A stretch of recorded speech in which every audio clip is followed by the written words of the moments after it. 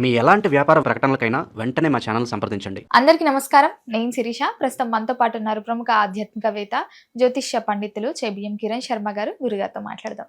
నమస్కారం గురు. నమస్తే మా అఖండ లక్ష్మీ ప్రాప్తిరస్తు. గురుగారు, ఈ జూన్ మాసంలో ద్వాదశ రాశులైన మొదటి రాశి మేష రాశి వారికి ఎలా ఉండబోతుంది అంటారు? ఎలాంటి జాగ్రత్తలు తీసుకోవచ్చు అంటారు? ఆర్థిక పరంగా, ఆరోగ్య పరంగా ఈ గ్రహ గోచారం కూడా ఎలా ఉంటుందంటారు ఈ మాసంలో? ఒకటి, గోచార గ్రహస్థితి అనేది ప్రస్తుతానికి మనకి గురుడు శని ప్రభావాలు ఎక్కువగా ఉండడం, అలాగే కుజుడు బుధుడు యొక్క శుక్రగ్రహాల యొక్క ప్రభావం. అంటే ఈ మాస మధ్యలో మనకి రవి గారు మారిపోతారు, అలాగే కుజుడు గారు మారిపోతారు. సో ఇలా గ్రహాల మార్పు అనేది కొంతవరకు మనకి కొంతమందికి ప్లస్ పాయింట్, కొంతమంది మైనస్ పాయింట్. చాలామంది వచ్చేసి గురుగ్రహం జూన్ 2 తర్వాత మారిపోతుంది, ఇక మీకు ఏదో అదృష్టం వచ్చేస్తుంది అంటే అందరికి ఎందుకు వస్తుంది? ఆ రాశిలో ఉన్నటువంటి ఆ మాసంలో మాస ఫలితాలు 4 గ్రహాల కూడలు చూసుకోవాలిగా. కుజుడు, శుక్రుడు, బుధుడు, ఈ రవిగ్రహాలను చూసుకోవాలిగా. గురుడు సంవత్సర పాటు ఉంటాడు, అందులో ఈసారి అతిచారంలో వెళ్తున్నాడు, అంటే ఎక్స్ట్రీమ్గా వెళ్ళిపోతున్నాడు. మరి ఎక్స్ట్రీమ్ జర్నీ చేసిన మనకి ఎలా ఉంటుంది అనే విషయం చూసుకోవాలిగా. సో చాలామంది దాని మీద ఫోకస్ చేస్తున్నారు. ఇప్పుడు కొత్త పుంతలు దక్కింది అంటే ఇప్పుడు నేను కూడా చెప్తూనే ఉన్నాను, గురుగ్రహ మార్పు వల్ల ఇలాంటి ఫలితాలు వస్తాయి. దానికి మాకు మళ్ళీ కొంతమంది నాకు ఫోన్ చేస్తారు, గురుగారు మీరు గురుగ్రహ ఫలితాలు చెప్పారు కదా, మళ్ళీ మాకు మాస ఫలితాల్లో నష్టం అని చెప్పారండి, గురుడు బాగున్నాడు కదా. అంటే గురుగ్రహ సంచారం వరకు మాత్రమే చూడండి, దృష్టిలో పెట్టుకోండి. అంటే నేనేమంటాను, మీరు వాహనం కొనే అవకాశం ఉంది, కొత్త వాహనం కొంటారు, బ్రహ్మాండంగా ఉంటుంది, మంచి కారు కొంటారు, మంచి మంచి వ్యక్తులతో పరిచయం ఉంటుందని చెప్తాను నేను. మరి కారు కొంటారని చెప్పిన తర్వాత మాస ఫలితాల సరికి డీజిల్ రేటు పెరుగుతాయి, డీజిల్ లైన్లో ఉంది, డీజిల్ దొరకదు, మీకు జాగ్రత్తగా ఉండండి, ప్రధానమంత్రి గారు పొదుపు చేయమన్నారు, పొదుపు చేయమని చెప్తాను నేను.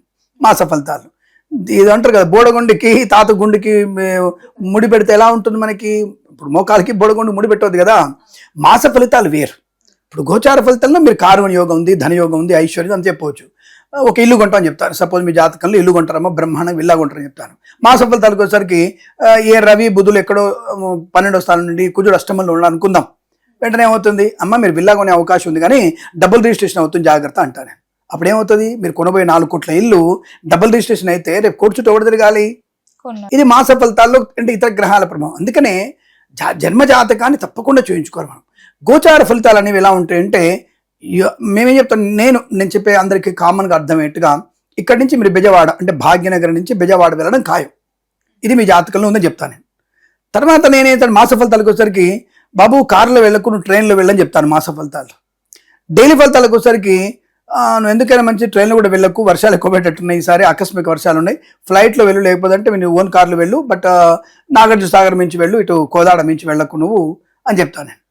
అంటే మీ ప్రశ్న ఏంటి కిరణ్ శర్మ మాకు తిక్కరా, జర్నీ బాగుందన్నాడు మళ్ళీ ఇప్పుడేమో మారుతాడంటే, ఈ గ్రహచారంలో రోజువారి ఫలితాల్లో ఎక్కడో దగ్గర మీకు ప్రయాణ ఆటంకం ఏర్పడుతుంది. ఆ మాస ఫలితాలు ఇతరుల వల్ల మీకు ఇబ్బంది కలిగే అవకాశం ఉంటుంది, మీ కారు ఎక్కడన్నా స్ట్రక్ అయిపోవచ్చు అన్నటువంటి భావన ఎక్కువగా కనపడుతుంది. ఇదే మనం డివైడ్ చేసుకుని, అంటే మీ జర్నీ ఉంది, మీరు ఎలా వెళ్తారనే డిపెండెన్స్ ఆన్ ద గోచార ఫలితం.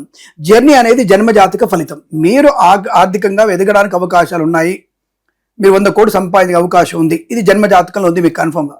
నా దగ్గరికి వచ్చేసి శర్మ గారు మనకి 100 కోట్లు జాతకం చెప్పేసి మీరు దుప్పటిగా పడుకుంటే ఏంటి పరిస్థితి? మీరు ఏ కర్మ చేస్తున్నారు, ఏ పని చేస్తున్నారు, ఏ చదువు చదివారు, ఆ చదువుకి ప్రతిఫలం ఏంటి, ఇతరులు ఎవరు సహకరించారు, మంచి పెళ్ళం వచ్చిందా, చెడ్డ పెళ్ళం వచ్చిందా, లేదా మంచి మొగుడు వచ్చాడా, చెడ్డ మొగుడు వచ్చాడా, అసలు కుటుంబ పరిస్థితి ఏంటి, ఇవన్నీ జాతకంలో సమ్మిళితమైతే ఉంటాయి. దానికి గోచారం అనేకమైనటువంటి గ్రహాల యొక్క సముదాయం. మీరు వెళ్తున్న జర్నీలో దశాంత దశలు, గోచార ఫలితాలు, అష్టమ గురుడు, వ్యయ గురుడు, ఏకాదశ శని, ఏకాదశంలో గురుడు, ఏళ్ళనాడు శని, ఇవన్నీ చెప్తూ ఉంటాం. ఇవన్నీ మనం కంపేర్ చేసుకోవాల్సిన అవసరం ఉంటుంది. కాబట్టి షుడ్ బి కేర్ఫుల్. మాస ఫలితాలకి ఇతర మెయిన్ ప్లానెట్స్ శని గ్రహానికి, గురు గ్రహానికి, రాహుకేతుల్ని కంపేర్ చేసుకోకండి. మాస ఫలితాల్లో ఈ గ్రహాలని చూడనంతవరకే, దానికి ఇంపార్టెన్స్ ఇవ్వకండి అని చెప్తాను నేను. ఇది బాగా అంటే ఇది చెప్పేది ఎవరికి అర్థం ఏంటిది? పాటి మనోళ్ళు చాలా మంచి వాళ్ళు, జ్యోతిష్కులందరూ జ్యోతిష్కులకు అర్థం ఏంటుంది. కిరణ్ శర్మ చెప్పింది కరెక్టే. మనం ఓన్లీ గురుడు గురుడు గురుడు ఏదో మన సినిమాల్లో ఏదో టీవీ ఇస్తారు కదా ఛానల్లో, 1 1 1 2 2 2 5 5 5 ప్రపంచంలో మాదొక్కటే ఉత్తమమైనటువంటి సంస్థ, నెంబర్ 1 ర్యాంక్ మాది అన్నట్టుగా అలా చెప్పకండి. గురువుని శనిని మీరు దృష్టిలో పెట్టుకొని మాస ఫలితాలు తప్పకుండా బుధ, రవి, శుక్ర, కుజుని. అబ్బా చాలేవయ్యా మేము కూడా అలాగే చెప్తున్నాం అంటే, బాగా చెప్పే వాళ్ళ గురించి కాదండి, అర్థమవుతుందా? బాగా చెప్పని వాడు కేవలం పంచాంగం తీసి ఒక కాగితం తీసి మడతెట్టేసి జ్యోతిష్యం రాకుండా చెప్పేటువంటి అటువంటి వాళ్ళ గురించి ఈ విషయాలు చెప్తున్నాను. Be careful. కాబట్టి ఈ 4 గ్రహాలని కాకుండా మీరు మాస ఫలితాలు చెప్తే మీరు కాలేసినట్టే అవుతుంది, జాగ్రత్తగా ఉండండి. సో ప్రస్తుతానికి మీరు అన్నట్టుగా జూన్ మాసంలో మేష వారి ఫలితాలు ఎలా ఉన్నాయంటే, మేషరాశి వారికి చాలా మందికి ఇప్పుడు వెంటనే మళ్ళీ చెప్పినా కాబట్టి ఏలినాటి శని ఉంది వీళ్ళకి, మళ్ళీ టెన్షన్ మీలాంటి వాళ్ళు అడుగుతారు వెంటనే. మేలాంటి స్వామి మేషరాశి వారికి ఏలినాటి శని ఉంది కదా, 12వ శని ఖర్చు బాగా అని చెప్పారు, మీరే చెప్పారండి అంటే అవును, ఏలినాటి శని వల్ల మేషరాశి ఖర్చు ఉంటుంది, ఎప్పుడు చెప్తూనే ఉంటాను నేను.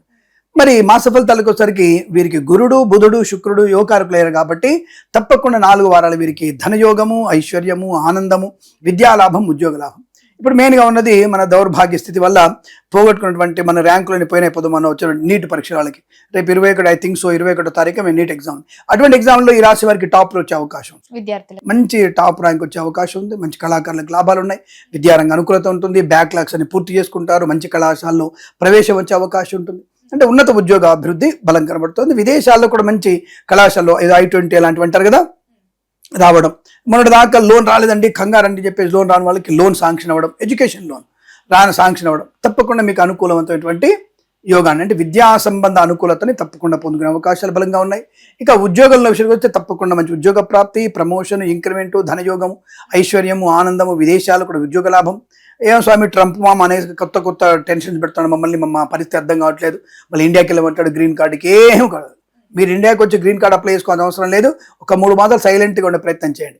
ఇక్కడ మీ అందరికి ఒక విషయం చెప్పాలి నేను, ట్రంప్ మామ గురించి కాకుండా అమెరికా వాళ్ళు ఒక్కొక్క అధ్యక్షుడు ఒక్కొక్క రూల్స్ పెట్టుకుంటారు, వాళ్ళ ఇల్లు అది. వాళ్ళ ఇంట్లో ఉన్నటువంటి వ్యక్తులకి ఏ రూమ్ అద్దెకి ఇవ్వాలి, ఏ రూమ్ అద్దెకి ఇవ్వదు, ఎవరికి ఎలాంటి వాళ్ళది వాళ్ళ రూల్ అది. దాన్ని నువ్వేంటి మధ్యలో వేలు పెట్టేది? ఫస్ట్ ఈ విషయం తెలుసుకోవాలి కదా. నువ్వు ఎంత చేసినా విదేశాల్లో నువ్వు గ్రీన్ కార్డు వచ్చినా నువ్వు కూలోడివే, ఫస్ట్ ఇది తెలుసుకోవాలి మీరు. ఇది తెలుసుకోకుండా ఏదో నేను వెళ్ళి చూస్తాను అక్కడ ఒక న్యాయకుడైన నువ్వు ప్రధానం అక్కడ నువ్వు ప్రెసిడెంట్ అవ్వగలుగుతావా? ఒకవేళ నువ్వు కూలోడు కాకపోతే ప్రెసిడెంట్ అవ్వగలుగుతావా? అవ్వడానికి అవకాశం లేదు, సింపుల్ అంతే. ఏదో అక్కడ మీరు సెనెట్లో నువ్వు ఒక అధ్యక్షుడు అవుతావు, సెనెట్లో నువ్వు సర్పంచ్ లాగానో లేదా కౌన్సిల్ లాగానో నిలబడతావు, నో ప్రాబ్లం, మండలి చైర్మన్ అవుతావు, అంతకుమించి ఏం కాలేవుగా. కాబట్టి అలాంటి పరాయి దేశంలో కూలోడి బతుకును ఎంత బతుకుతున్నావు, ఎందుకు అనుకుంటున్నావు అక్కడ? Why you want to be stay there? నీ దేశానికి ఏం తక్కువ ఇచ్చింది? నీ దేశంలో చదువుకున్నావు కదా, నీ 10th నీ ఇంటర్మీడియట్ చదువుకున్నావు, తగలబడ్డావు కదా, మరి వేదేశాలకు వెళ్ళి నీ చదువుని డబ్బులంతా అక్కడెందుకు ఉపయోగిస్తున్నావు? నీ జంజీలను అక్కడెందుకు పంచి పోషిస్తున్నావు? నీ జంజీలు అక్కడ పోయిన తర్వాత ఇక్కడ జంజీలతో పెట్టుకొని పెళ్ళంటే వద్దు పెటాకులు అనేటువంటి ఎందుకు విషయాన్ని మీరు చేస్తున్నారు? మీరు విదేశాల్లో ఉన్నటువంటి వ్యక్తులకి పెళ్లి మీద కానీ ఒక ప్రేమ మీద కానీ తల్లిదండ్రుల మీద కానీ మంచి అవగాహన అనేది దాదాపుగా మోర్ దెన్ 70% లేదు, 30% ఉండొచ్చు, కాదని చెప్పలేదు. కొందరు సంస్కృతి సంప్రదాయం పాటించే వాళ్ళకి ఉన్నారు, లేదని కదా మన వాళ్ళే. బట్ అక్కడితో సమ్మిళితమైన వాళ్ళకి ఎట్టి పరిస్థితుల్లో మంచి లేదు. అని నువ్వు ఎందుకు అక్కడ పెంచుతున్నావు? కేవలం డాలర్ లెక్క పెట్టుకోవడానిక? దానికి బతుకెందుకు? నేనంటే కోపాలు వస్తాయి అందరికి కూడా. అరే భారతదేశం నా దేశము, నువ్వు వెళ్ళు చదివించు, నా పిల్లలు కూడా చదివిస్తున్నాను అక్కడ, నేను చదివించు, జ్ఞానం తెచ్చుకోండి. అమెరికాలోనే జ్ఞానం ఉండదు, అలా లండన్లో జ్ఞానం ఉండదు. ఇతర దేశాలందరితో ఉన్నటువంటి ఒక మంచి ప్రయోజనవంతమైనటువంటి జ్ఞానాన్ని వృద్ధి చేసుకొని నీ దేశానికి వచ్చేసి నీ దేశాన్ని అభివృద్ధి చేయాలి, నీ దేశ ఉత్పత్తి కూడా డెవలప్ చేయాలి. తప్ప నువ్వు అడ్డమైనోడు అక్కడ వెళ్ళి అక్కడ డాలర్ ఖర్చు పెట్టి అక్కడ పిజ్జాలు బర్గర్లు తిని దానికి వణుకు లాభం నీ వల్ల. అంటే ఇండియా సుమంతో పక్కదారి పట్టిపోయిందిగా, మరి మీ వల్ల ఉపయోగం ఏంట్రా? అది అంటారు కదా, మీ వల్ల ఉపయోగం ఏంట్రా దేశానికి అని. కాబట్టి ఈ విషయాలు తెలుసుకొని జ్ఞానాన్ని సంపాదించుకొని ఒక మంచి వ్యక్తిత్వాన్ని తెలుసుకొని ఆ యొక్క నీతిని కానీ అతను ఉన్నటువంటి పనికొచ్చేటువంటి ధర్మం ఏదైనా ఉంటే మన దేశాన్ని తీసుకొచ్చి ఉపయోగపడే ప్రయత్నం చేస్తే మంచిది. అలాంటి ప్రయోజనం మీ రాశి వారికి అనుకూలంగా ఉంటుంది. అంటే మంచి కళాశాల లాభం దొరకడం, స్వదేశానికి వచ్చి ఇక్కడే మనం బాగా ఉండాలనుకోవడం కూడా బాగా ఉంటుంది.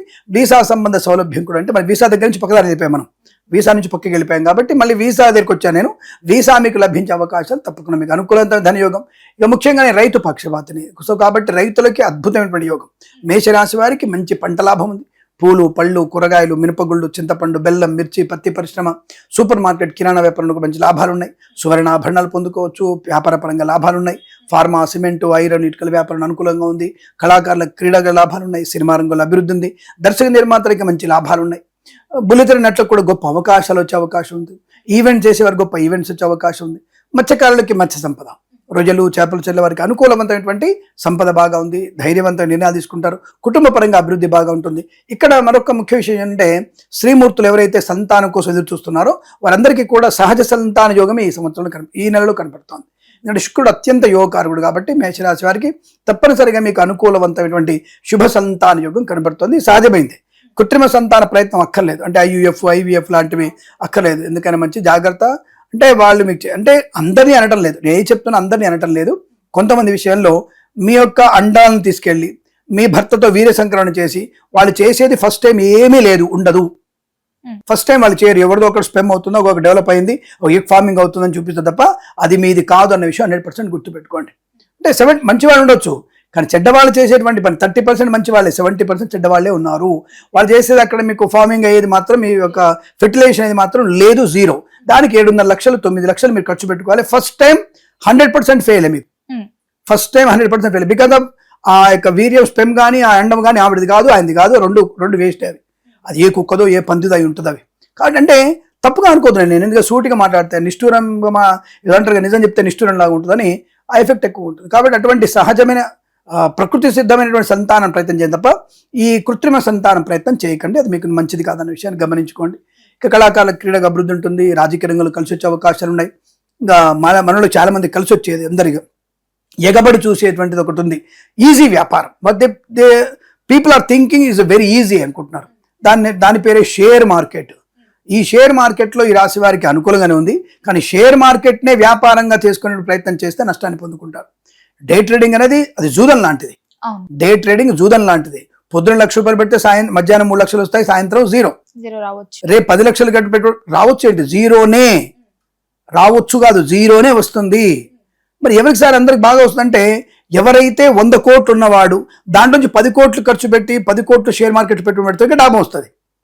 90 కోట్లకి యాడ్ అవుతుంది. అది నువ్వు ₹1,00,000 తీసుకెళ్ళి ఖర్చు పెట్టి ఇంట్లో ఉన్న బంగారం తాకట్టు పెట్టి నువ్వు అక్కడ పెడితే మాత్రం నీకు వచ్చేది జీరో. మరి దానికి ఏంటి మార్గం? మ్యూచువల్ ఫండ్స్ ఉన్నాయి, పోస్ట్ ఆఫీసులు ఉన్నాయి, రికరింగ్ డిపాజిట్ ఉన్నాయి, వాటిలో పెట్టుబడి పెట్టుకోండి. అంటే అత్యాశ, నాకు పొద్దున వెళ్తే సాయంత్రకాలం వచ్చేయాలి, నేను కుబేరుని అయిపోవాలి, I want be Elon Musk అయిపోవాలి, నేను నా సత్యనాథులు అయిపోవాలి, నాకు 400 కోట్లు రావాలి సంవత్సరానికి. ఎలా వస్తాయి? నువ్వేం చేసావన్నీ వస్తాయి నీకు. కాబట్టి మన స్థాయిని మనకు తగ్గట్టుగా మన బుద్ధికి, మన చైతన్య స్థితికి, మన చదువుకి సంబంధించేటువంటి ప్రయత్నం చేస్తే లాభం. దీర్ఘకాలికమైన పెట్టుబడి పెట్టండి, లాభాలు వచ్చే అవకాశం ఉంటుంది. షార్ట్ టర్మ్ పాలసీ అనేది మీకు నష్టానికి, డే ట్రేడింగ్ మీకు ప్రమాదమే. ఈరికి బాగుంది ఈ మాసంలో, కానీ ప్రమాదం ఉంది కాబట్టి జాగ్రత్తగా ఉండే ప్రయత్నాన్ని చేయండి. ఆరోగ్య విషయంలో అనుకూలంగా ఉంది, ధన విషయం ఉంది, కుటుంబ సౌఖ్యం ఉంది, ఆస్తి పంపకాల లాభాలు ఉన్నాయి. తప్పకుండా వేద పండితులు, పురోహితులు, బ్రాహ్మణత్వములు, కులవృత్తుల వారికి, జ్యోతిష పండితులకి, ఎల్ఐసి, మెడికల్, గృహ నిర్మాణ జట్లకి, వైద్యులకి, వైద్య బృందాల వారికి, న్యాయవాదులకి కలిసి వచ్చే అవకాశాలు చాలా బలంగా ఉంటాయి. ఇంటీరియర్ వ్యాపారంలో కూడా అనుకూలంగా ఉండే అవకాశం, నూతన గృహము కానీ నూతన వస్తువు కానీ కొనుగోలు చేసే అవకాశం కూడా ఈ రాశి వారికి బలంగా ఉందని చెప్పవచ్చు మనం. మరి గురుగారు, ఈ మాసంలో వీరు ఏ దైవ నామస్మరణ చేస్తే బాగుంటుందంటారు? ఏ దైవ నామస్మరణ ఎందుకు? నిష్ఠ దైవనామం, అన్ని దైవాలను ప్రార్థన చేయొచ్చు కదా, ఒక్క దైవం అని అదే అంట నేను. ఇక్కడ మీకు ఒక విషయం చెప్పాలి, కొంతమంది ప్రవచనకర్తలు వచ్చేసి కొద్ది వెటకారంగా మాట్లాడుతుంటారు. సో బుద్ధి ఉండి మాట్లాడతారా, బుద్ధి లేక మాట్లాడతలేదు. ఏమంటండి, జ్యోతిష్యంలో నవగ్రహాలు ఉంటాయా? నవగ్రహాలు ఎక్కడ ఉంటాయి? తొక్కి పెట్టేస్తాడు. మనం భగవంతుని ప్రార్థన చేస్తే ఆయన కింద ఉండేవి నవగ్రహాలు కదా అనేటువంటి మాట వింటూ ఉంటాం. నవగ్రహాలు ఏం చేయవు, అంత ట్రాష్ ఏముండదు. సాక్షాత్గా శ్రీమన్నారాయణని, శివుని పూజిస్తే ఇవన్నీ వాళ్ళ చేతి అడ్మినిస్ట్రేషన్ ఉంటాయి కదా, ఆయన కింద దాన్ని వాటి కింద పట్టించుకోవాలి. రైట్. అదే ప్రవచనకర్తకి ఆయన ఫాలో అయ్యే వ్యక్తులకి నేను సూట్ చెప్తాను. అంటే కొన్ని విషయాలు నేను విభేదిస్తాను. నేను విభేదించకుండా అసలు నేను, మా వాళ్ళు కూడా చెప్తారు, మా తమ్ముళ్ళు చెప్తుంటారు, ఎందుకు అనవసరంగా విభేదిస్తా వాళ్ళతో, కంటెందుకు నీకు, రాజకీయాలకు దాని గురించి నీకు ఎందుకు అంటారు. బట్ ఒక సొసైటీలో ఒక స్థానంలో ఉన్న నేను, మీలాంటి వాళ్ళు వచ్చి ఎందుకు అడుగుతున్నారు? నేను సరైన సమాధానం చెప్తాను కాబట్టి అడుగుతాను, మీరు లేదా ఎందుకు అడుగుతాను నన్ను? కాబట్టి ఇప్పుడు ఆ ప్రవచనకర్తలు ఏం చెప్తానంటే, గ్రహాలు లేవు, ఏం లేవు, అంత ట్రాష్ చెప్తారు. నేను మళ్ళీ అడుగుతాను, సపోజ్ సరే దేవుడు దయలేదు, ఎవరికొకళ్ళకి మన వాళ్ళకి జ్వరం వచ్చింది, జ్వరం వచ్చి ఎక్కడికి వెళ్తారు? ఆపరేషన్ థియేటర్కి వెళ్తారా, లేదంటే అక్కడ ఉన్నటువంటి క్లినిక్కి వెళ్తారా? ఆపరేషన్ వెళ్ళకూడదు. ఆపరేషన్ థియేటర్కి వెళ్తే పెద్ద డాక్టర్ కదా ఆయన, ఆపరేషన్ చేసేది మీకు జ్వరం రాకుండా చేస్తాడు కదా, అది అవసరం లేదు కదా. అయ్యా అదెందుకు, అది పెద్ద డాక్టర్ ఆయన, ఈజ్ అ సుపీరియర్ ఇన్ఛార్జ్, మొత్తం హై లెవెల్ ఆయన డాక్టర్ అయినా, ఆయన ఫీజే 3 లక్షలు, ఆయన వేడుకుంటే సరిపోద్ది కదా, జ్వరం రాకుండా చేస్తాడు కదా. ఆయన ఏమంటాడు తెలుసా, మెంటలా నీకేమైనా, నా దగ్గరికి వచ్చా, నేను సర్జన్, సీనియర్ సర్జన్, నేను వెళ్ళి అక్కడికి వెళ్ళి అక్కడ తీసుకోపో, అక్కడ ఇస్తాడు, నేను పంపించండి, అక్కడ డాక్టర్ దగ్గర పంపించండి అంటాడా అనడా? ఎక్కడికి వెళ్ళాలి వాడు? మళ్ళీ మామూలు దగ్గరికి వచ్చేసి, మామూలు డాక్టర్ దగ్గరికి వచ్చేసి, మామూలు ఎంబీబీ చదివిన దగ్గరకో, జ్వరం కోసం చదివినటువంటి ఆయన దగ్గరికి మామూలు డాక్టర్ దగ్గరికి రావాలి, అంతే కదా. కొంచెం ఆయన మాత్ర ఇస్తాడు, పెన్సిల్ ఇంజెక్షన్ ఇస్తాడు, ఒక పారాసిటమాల్ ఇస్తాడు, లేదంటే ఒంటరిగా డోలో ఇచ్చేసి పంపించేస్తాడు. అది ఆ రోజు వేసుకొని తగ్గిపోతుంటే తగ్గిపోతుంది. దానికి సీనియర్ డాక్టర్ దగ్గరికి వెళ్తే ఎందుకు ఆయన ఇవ్వలేదు? భగవంతుడు అనేవాడు కూడా నవగ్రహాలు ఎందుకు పెట్టాడు? నీకు వచ్చేటువంటి చిన్న సమస్యల్ని ఆ దేవుడు క్లియర్ చేస్తారు. ఫస్ట్ వాడు క్లియర్ చేసుకోవాలి దగ్గరికి వెళ్ళి. ఒక ముఖ్యమంత్రికి క్యాబినెట్ ఎందుకు, ఆ క్యాబినెట్కి సబ్ క్యాబినెట్ ఎందుకు, ఆ క్యాబినెట్కి సిఎస్ ఎందుకు, ఆ సిఎస్లకి స్టెనోలు ఎందుకు, స్టెనోలకి మేనేజర్లు ఎందుకు, మేనేజర్లకి ఇంకోటికి బంట్రోత్ ఎందుకు? అంటే ఆ పని ఆ ప్రాంతంలో ఆ పని అవ్వడానికి ఒక వ్యక్తి ఉంటాడు, ఆ వ్యక్తిని సంప్రదించాలి మనం. నవగ్రహాలు కూడా అంతే. మనకి ఏ లోపం వచ్చింది, అప్పుడు ఆ లోపానికి మనం ఏ గ్రహ శాంతి చేసుకోవాలి అనేది జ్యోతిష్కుని కలుసుకొని ఆ జాతక వివరణలో ఆ గ్రహ శాంతి తీసుకుంటే అనుకూలంగా ఉంటుంది. ఇది వదిలేసి విష్ణుమూర్తిని పూజ చేసుకో, ఈ విష్ణుర్వ షట్కారో భూత భవ్యత్ భవత్ ప్రభు నిత్యము చేసుకో. అది నిత్యము చేసుకుంటే నవగ్రహాలకు వెళ్ళాల్సిన అవసరం లేదని చెప్పు, ఆ ప్రవచనం బాగుంటుంది. నవగ్రహాల దగ్గరికి వెళ్ళకని చెప్పడం తప్పది. నిత్యము స్వామిని స్మరణ చేస్తే నవగ్రహాలు మీ దగ్గర రావంటారు. ఎందుకంటే ఆయన డైరెక్ట్గా వాడిని పూజిస్తున్నాడు బాబు, ఆ ఇంట్లోనే వాడు జ్వరం వచ్చినాడు, ఆయన సారింట్లోనే ఉంటాడు, ఆయన మాత్రం ఇస్తాడు కదా. లాజిక్ అర్థమైందా? ఇప్పుడు జ్వరం వచ్చినోడు ఆ సారింట్లోనే పని చేస్తాడు రా, సారి ఒక మాత్రం ఇస్తాడుగా, మనం ఎందుకు? కాబట్టి అలా మనకి నిత్యము భగవన్ నామస్మరణ చేసుకొని చెప్పడం తప్పేం లేదు. కాబట్టి మీరు ఏ నామస్మరణ చేసుకున్నా మంచిదే. తప్పకుండా విష్ణు స్మరణ చేసుకోండి, అమ్మవారిని స్మరణ చేసుకోండి, బాగుంటుంది. అంటే మీరు ప్రత్యేకంగా ఈ యొక్క మేషరాశి వారికి ఏదో అవసరం అంటే మిగతా దేవతలు నా మీద కోపడరా, వాళ్ళు నా మీద కోపడి నన్ను తిడితే వాళ్ళు ఏరా నన్ను మేషరాశి వాళ్ళని నన్ను స్మరించొద్దన్నావు, నువ్వు మూర్ఖుడు అచ్చండాలుడా, నువ్వు మసి పట్టుకుపోతావు నన్నంటే వాళ్ళు. కాబట్టి నీ ఇష్టదైవరాధన, నీ దైవనామస్మరణ, కులదైవాన్ని పెంచండి. దానికంటే ముందు అన్ని రాసుల వారు కూడా నీ తల్లిదండ్రులు పూజించు. ఫస్ట్ దైవం కంటే ముందు వాళ్ళు కనబడతారు కదా. నీకు జన్మనిచ్చిన తల్లి ఉంది, జన్మ తండ్రి ఉన్నాడు, వాళ్ళు పూజించు ఫస్ట్. ఆ తర్వాత మిగతా వాళ్ళని పూజిద్దు. కానీ నీ తల్లిదండ్రులను పూజించి, నీ కులదైవాన్ని పూజించి, ఇష్టదైవ నామస్మరణ చేసుకోవడం వల్ల మంచి ప్రయోజనం పొందుకుంటారు. సో మీరు అడిగారు కాబట్టి సుబ్రహ్మణ్య స్వామిని ఆరాధన చేసుకుంటే ఇంకా మంచిది, కష్టాలు గట్టెక్కుతాయని చెప్పవచ్చు. శుభమస్తు. గురుగారు, మొత్తం మీద జూన్ మాసంలో మేషరాశి వారికి ఎలా ఉంది, ఎలాంటి జాగ్రత్తలు తీసుకోవాలో తెలియజేసినందుకు ధన్యవాదాలు. శుభం. నమస్కారం.